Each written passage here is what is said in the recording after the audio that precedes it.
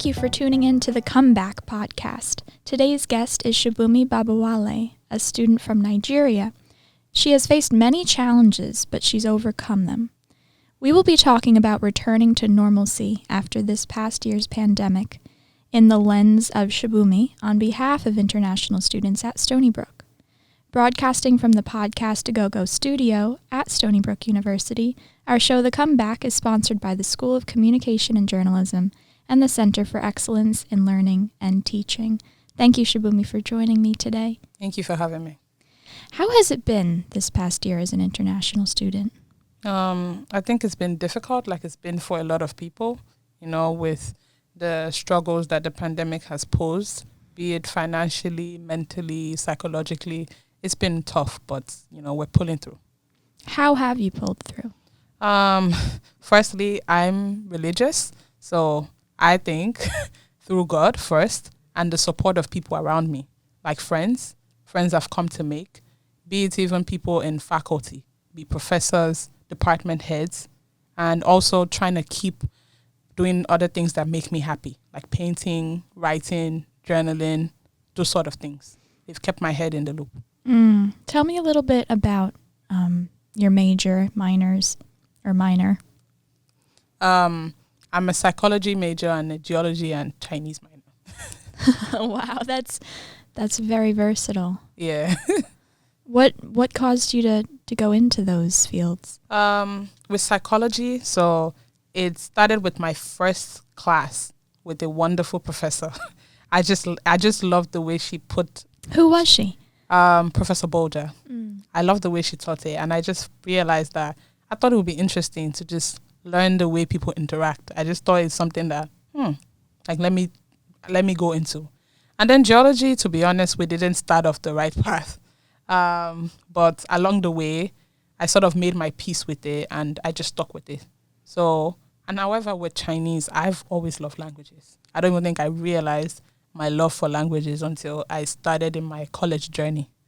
And it started with me watching a Chinese drama. Yes. Really? Which one? It's called Princess Agent.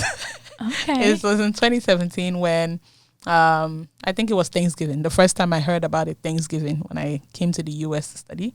I stayed on campus that time. It was very cold during in upstate. And then I just decided that let me try something new. I'd looked into Korean dramas too, but I said, let me try something new. I went to Chinese dramas and I just fell in love with it. Then I started watching historical Chinese dramas, and I loved the outfits. I loved the culture. I just loved how everything was shown. I just felt like, wow, I really wanted to go into this. And so I bought flashcards and I started to teach myself. Wow. And I learned that I needed to take a language requirement, or I could take like the placement exam, but I thought it would be an opportunity to try Chinese. So I was like, okay, let me go into it. So I spent the whole summer, like sophomore summer, I would like practice characters, and I went into it and I really enjoyed it, and I felt I want to stick with it. Do you think your love for painting has to do with the art of the Chinese language? I think somehow it's played a role because I actually see language as something creative. I think it's like a different part of your brain that you use. Like it's different from when you're trying to do math.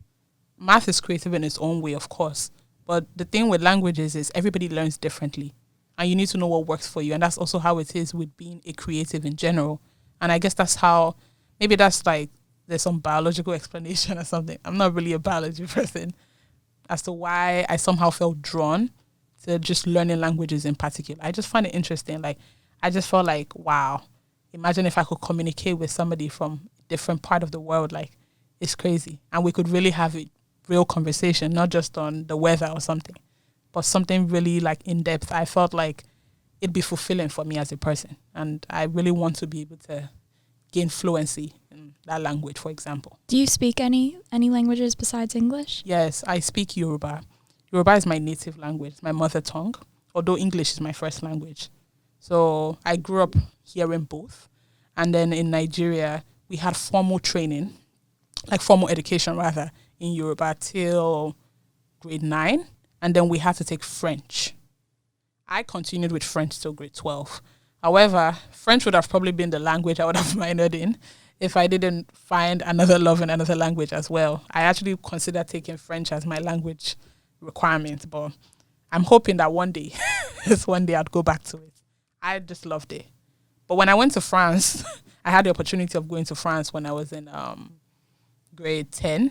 Wow. Back in April, I spent 3 weeks with my sister and a couple of other friends. We had like a school trip, and it was really informative. It's actually in France, a place called Montmartre, where I rediscovered my love for art.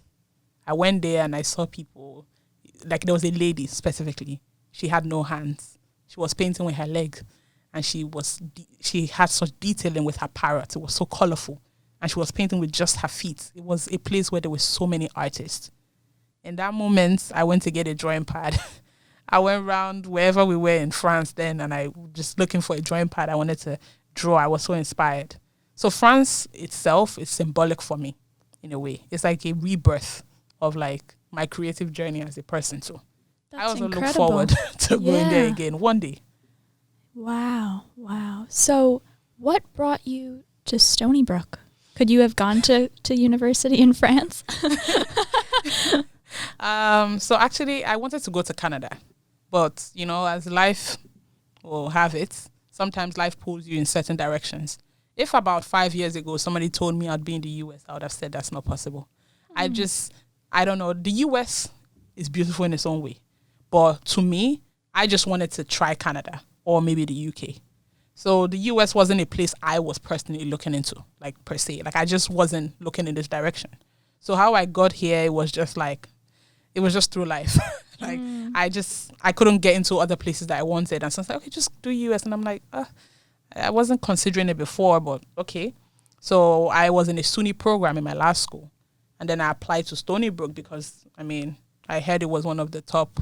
I also applied to Binghamton and a bunch of others. But I actually wanted to go to a different school. I didn't get in. And then I didn't get into the other ones. Then I had options between here, Binghamton, and another one. And I just felt like here worked better because it was closer to where my auntie was.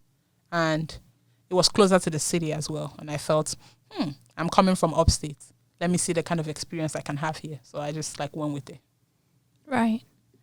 During the pandemic, you stayed here, right? A lot of students went back home, but you didn't. Yeah.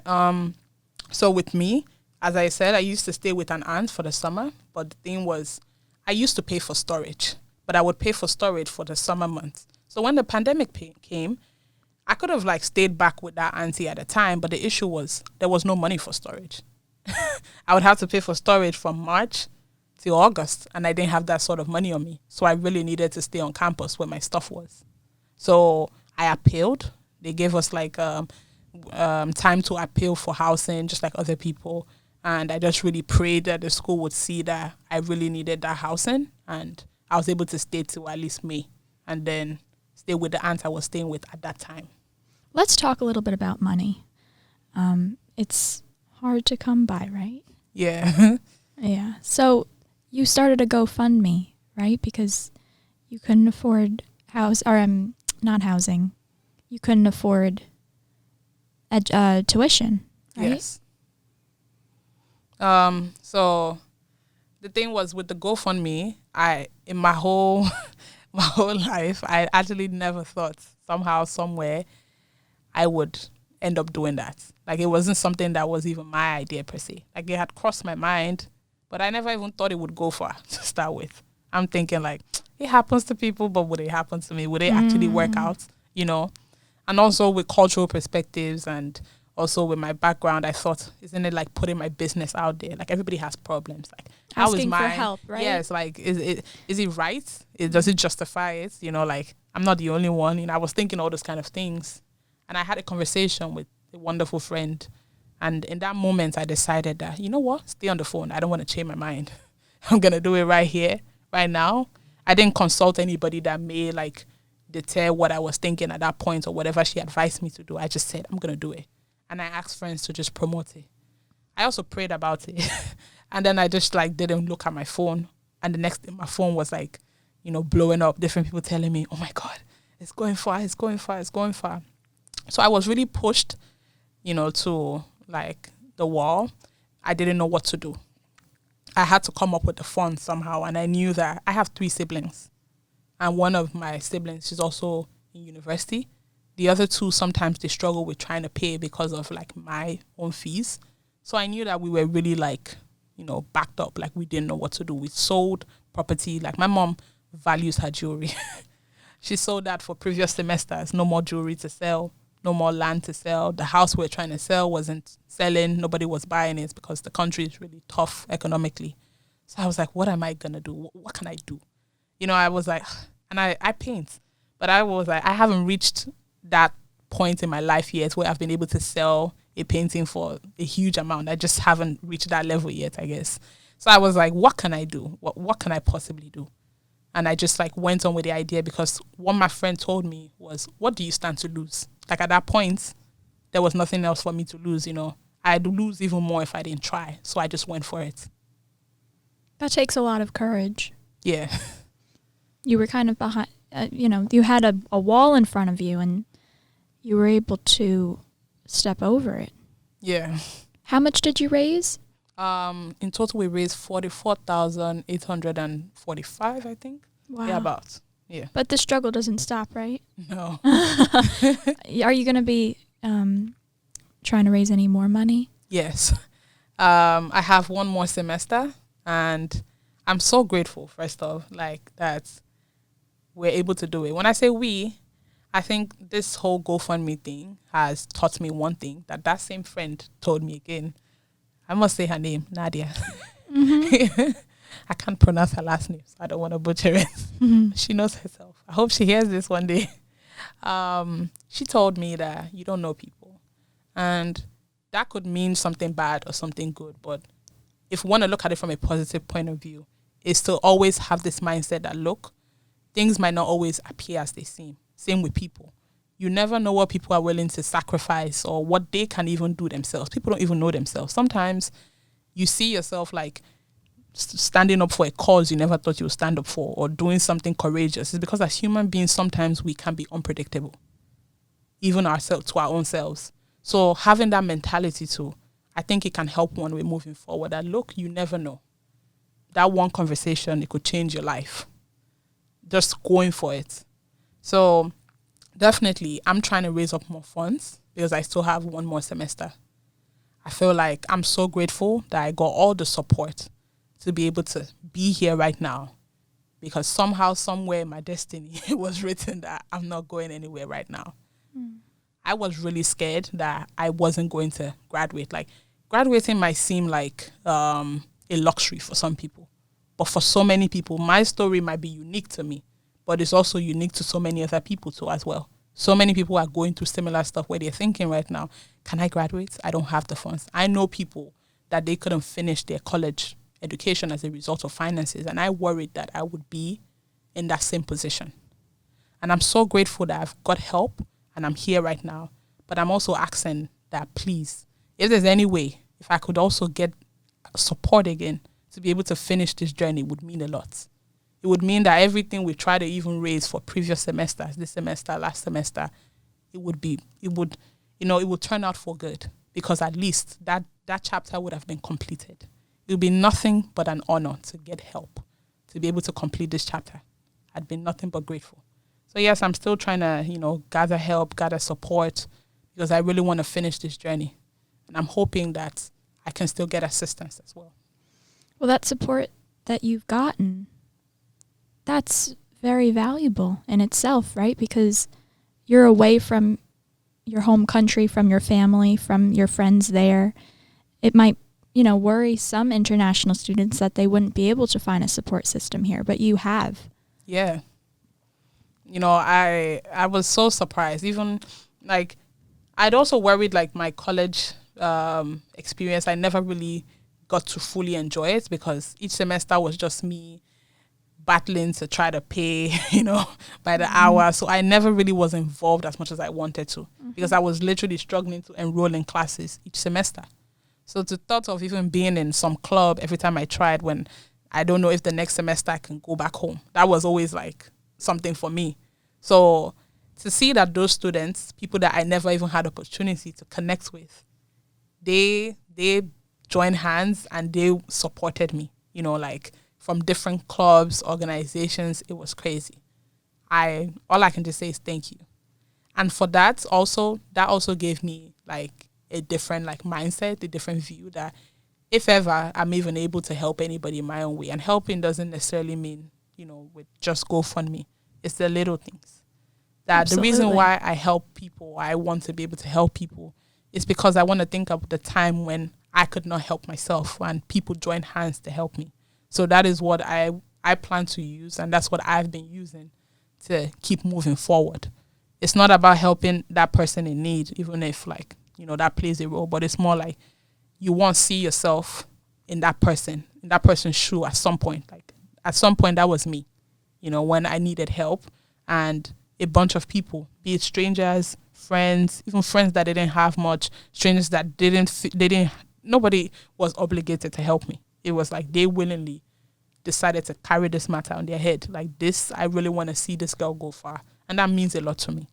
So I think that even that, they might not realize, but they have played a huge role in how I see life as well.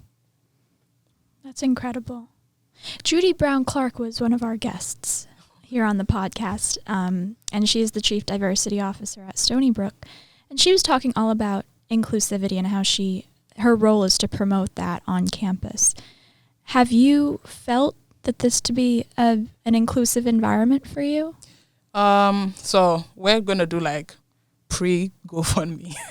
This has nothing to do with GoFundMe. Just in general, I always felt like I didn't really fit in Stony Brook because it wasn't like, for some people, Stony Brook was like the dream school. It's a wonderful school. It's a prestigious university. Definitely an honor to be able to get one's degree from here, to finish from here, be able to connect with people here. It's a big thing. But I won't lie and say it was my dream. It wasn't my dream.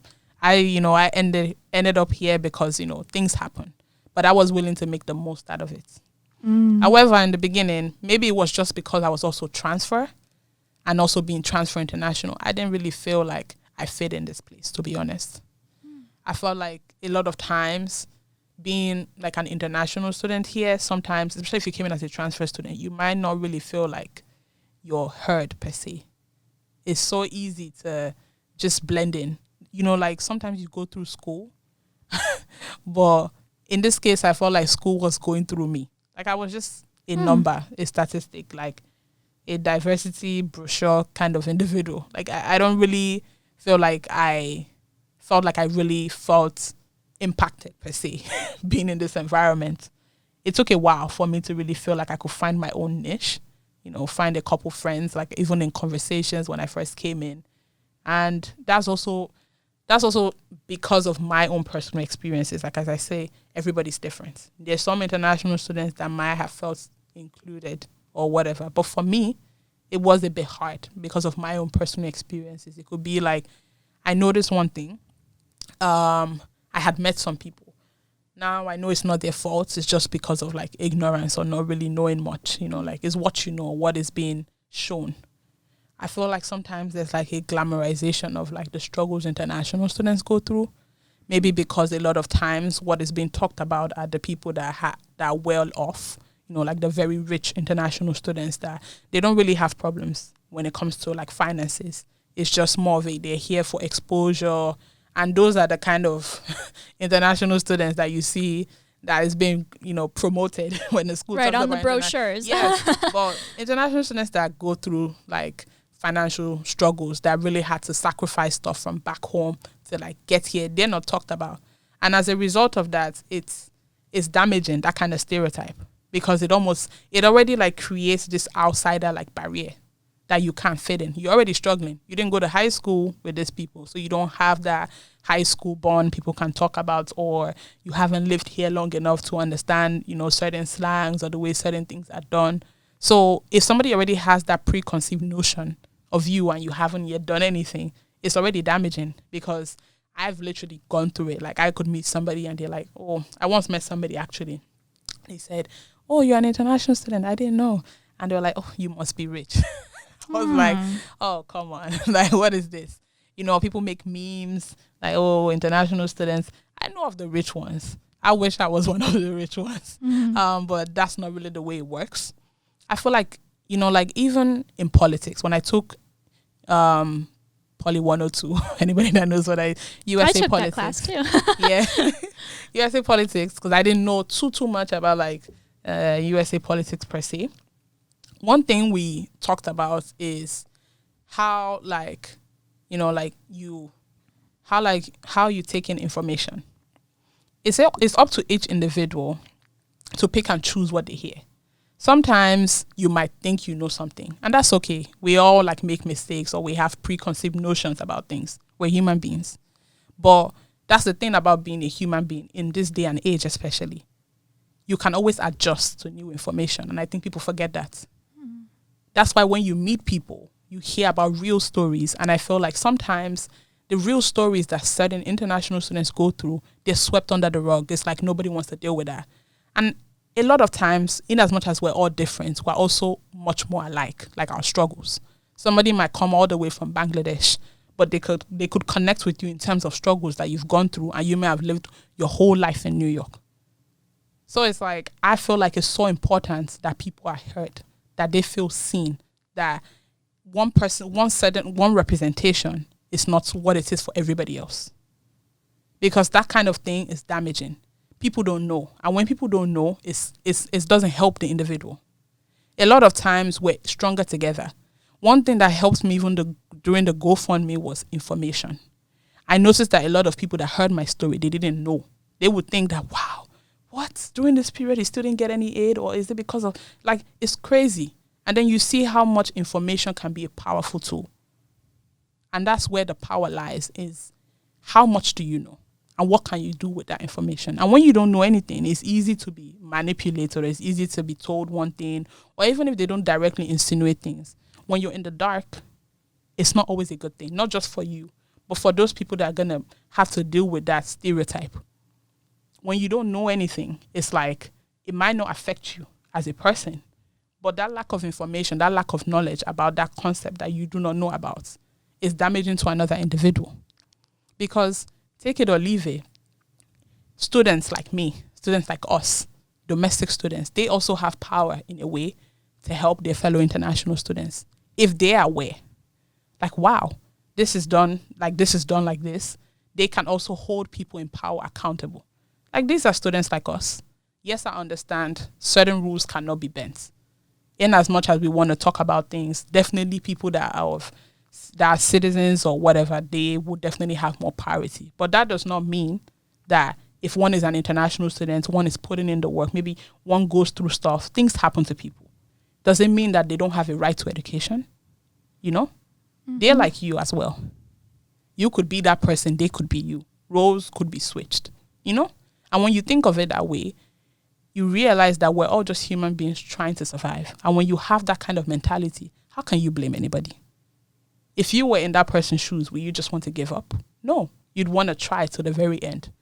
Even if you came in thinking you could see through to the end and something happens.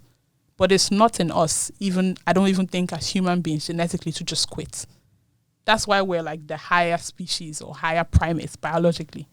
We always struggle to evolve. We always struggle to survive, to keep pushing.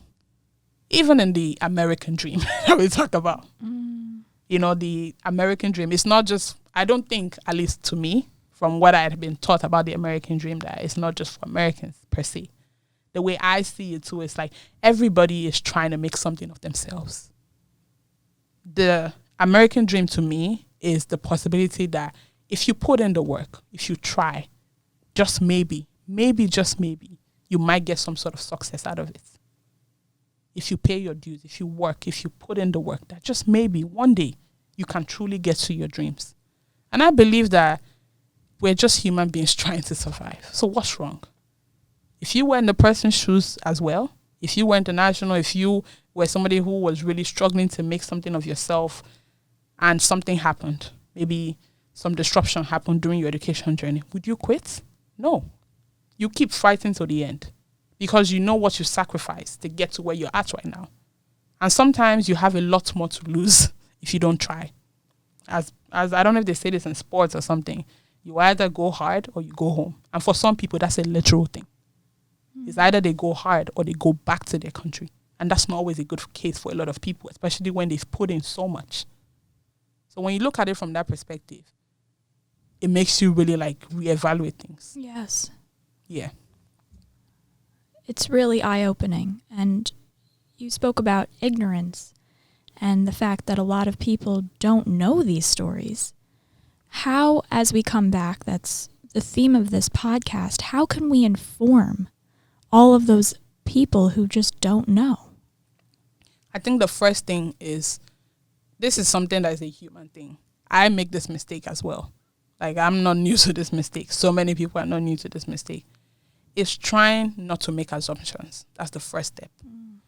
I think it's so quick once you just hear, oh, this person is not from here. Oh, they must have money. Oh, so you're just thinking flight ticket, this, that. But you may not have considered that, okay, truly, they had to pay to fly over. But have they been flying back to their country back and forth every year? Because that costs money. They may have only paid that one ticket and that one time. Was that you? That was me. One ticket, yeah.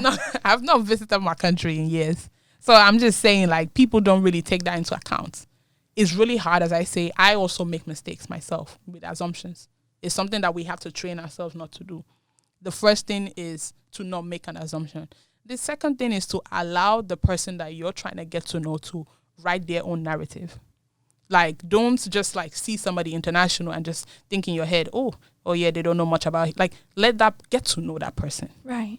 Allow them to write their own narrative. Allow them to tell their own story. Don't write it for them. Don't say it for them. Don't say you know somebody from here. Just let the person be themselves.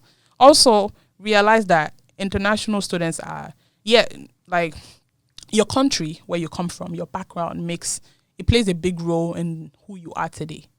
But in as much as it plays a big role in who you are today, it's not all of you. International students are much more than just their countries. That's another thing. Like, that student from India is much more than just a student from India. They might like to play video games like you. They might enjoy math like you. They might enjoy fantasy novels like you. They might even know about like certain sports you will not think they knew about, like certain sports. And also, by doing that, it also like lessens that outsider barrier, because that person already has to deal with, oh Lord, I didn't go to high school here, or maybe my accent might stand out a bit more, or something about me is going to tell that I'm not 100%, I'm not 100% blended in this place. And when you also do that with time, you allow people to write their own stories. That's the first step. And also, this is something that each person should do on their own. Understand that, how do I even put this? Like, institutions, they're going to put what sounds, I don't know how to say, like, appealing to the masses. Like, they're going to focus on what's positive to the image. Right. So understand that whatever you see, you take whatever you see, but also understand that you can adjust to new information. Don't just take whatever you see. You just see, international students doing great, blah, blah, blah. That's it. It's like all those magazines with all those models on it. Yeah, and it's all photoshopped. It's photoshopped. Like, things are done to appeal to the masses. Yes, and just advertising. It's like a business tactic. They're trying to get money, right? That's really that. You have to take that into account. And when you do that, you realize that international students are much more than just diversity brochures or whatever you see them as. They're individuals like you. It goes beyond that. People actually have struggles.